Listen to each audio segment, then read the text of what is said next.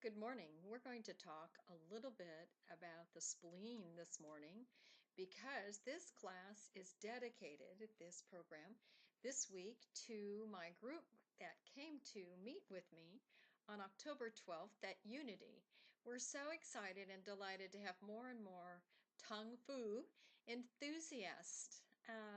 So each one of us that has learned to take a mirror and look at our tongue each day in order to make better food choices, this one's dedicated to you and particularly to the newest group of Tongue Fu folks at Unity of Wilmington, October 12th. So the spleen, a couple of the folks that we had in our program were asking questions because they had scallops that had formed around the frontal area of the tongue on the sides.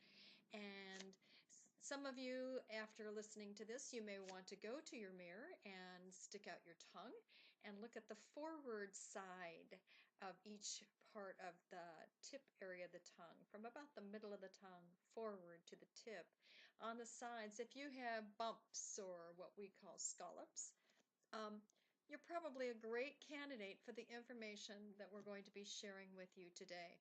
That is related to people that are doing other things besides digesting their food properly. So they may be arguing at the dinner table, or they might be reading or watching television, watching news, or a program that requires decision making at the same time that they're eating their meals. College students, we call this the college student tongue or the student tongue because people so often with the scallop on the sides of their tongue are those that are spending more time thinking about or even worrying about world situations than they are in assimilating nutrition into their body.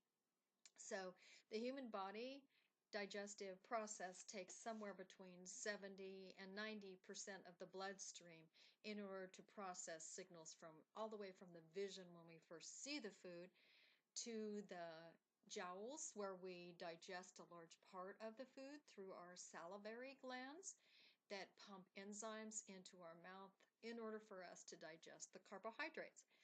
And then, of course, the signals from our mind goes into our body and sends signals to create hydrochloric acid in the stomach gut, which is where it will digest animal protein, the more sophisticated protein chains that have locked within them a long-term energy chain. So we need to be able to break those sophisticated bonds.